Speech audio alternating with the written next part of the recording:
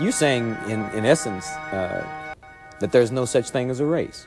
Oh, I maintain that race is the phoniest issue ever invented by the mind of man. The European invented and developed the concept of race. There's really no such thing as a race because nature created no races.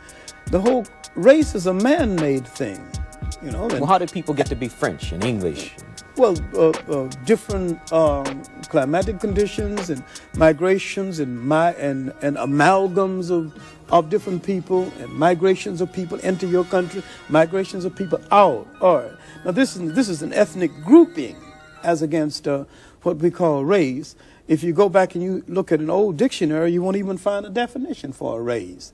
Race grew out of the pseudo-scientific development of Europe. And this is what Rogers was addressing himself to and saying that according to your rule, which is ridiculous, a lot of you belong to us. Well, in another context, if race is arbitrary, then could we say that being called black was a political term?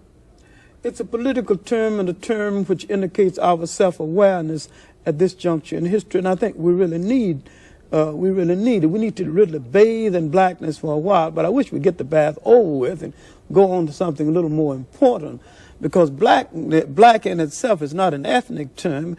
Black tells you how you look, but it don't tell you who you are. We are essentially an African people. Wherever we live on this earth, we're essentially an African people. And we relate to the millions of African people throughout the world, including the uncounted millions of Africans in Asia. The word Afro-American or African-American would probably be more appropriate and more honest and more in keeping with what we actually are. Because all of us are not positively, physically, real jet black. And so the argument now sometimes is between the supernationalists and the mild nationalists and blacker than thou, when blackness is a state of mind, a state of attitude, a state of approach to things that can exist in almost any of us, including from the blonde black person to the jet black. And the jet black can be traitors, and they can be patriarchs, they can be a whole lot of... See, we've been everything in history from saint to buffoons.